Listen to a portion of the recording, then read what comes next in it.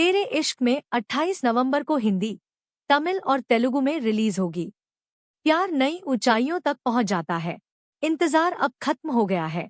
Teaser और इसके soulful music को मिली शानदार प्रतिक्रिया के बाद तेरे इश्क में के मेकर्स आनंद एल राय और भूषण कुमार ने इस साल की सबसे बहुप्रतीक्षित फिल्मों में से एक का ऑफिशियल ट्रेलर जारी कर दिया है।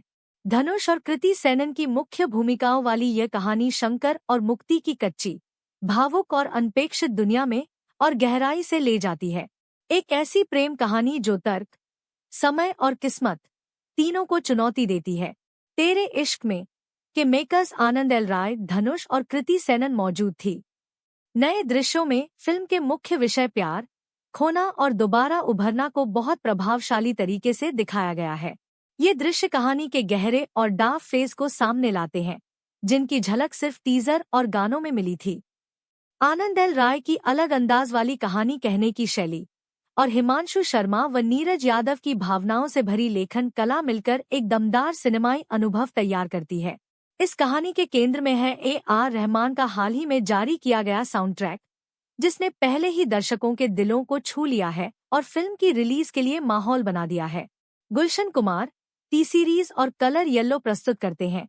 तेरे इश्क में फिल्म के निर्माता है आनंद एल राय, हिमांशु शर्मा, निर्माता भूषण कुमार और कृष्ण कुमार। फिल्म का निर्देशन आनंद एल राय ने किया है और लेखन हिमांशु शर्मा और नीरज यादव है। यह AR रहमान की संगीतबद्ध फिल्म है, जिसके गीत इरशाद कामिल ने लिखे हैं। धनुष और कृति सेनन स्टारर यह फिल्म 28 नवंबर 2025 को हिंदी, तमिल और तेलुगु में दुनिया भर में रिलीज होगी। और हमें ऐसा लगता है बहुत कम फिल्मों के दौरान ये फील होता है कि बहुत कुछ हम अलग बना रहे हैं, कुछ स्पेशल बना रहे हैं, कुछ ऐसा बना रहे हैं जो लोगों के दिल तक जाएगा। सो वही उम्मीद है और बस महादेव की ब्लेसिंग्स लेने आए हैं।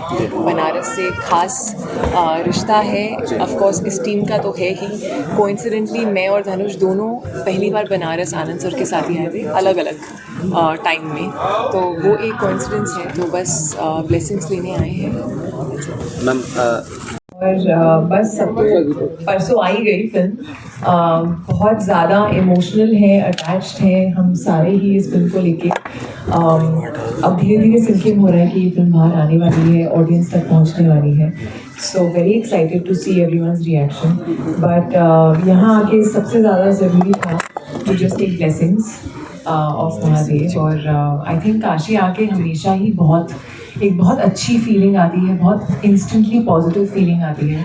सो कोई भी शुभ काम जब हो रहा होता है, कुछ अच्छे से स्टार्ट करना चाहिए। जैसा कि इसमें बोला गया है कि इस सर आपने बुलवाया, आप बताओ। I was not happy about it. I was very upset, and there's a reason. We believe in a script. We go through it. We make it with so much heart and soul, and it's art. In good, bad, ugly, it's still art that we've made. And no creator, no artist is going to be happy about it being changed. It's supposed to be that way. So I was not happy at all about the way the ending was changed. And as far as AI is concerned, when it's inevitable,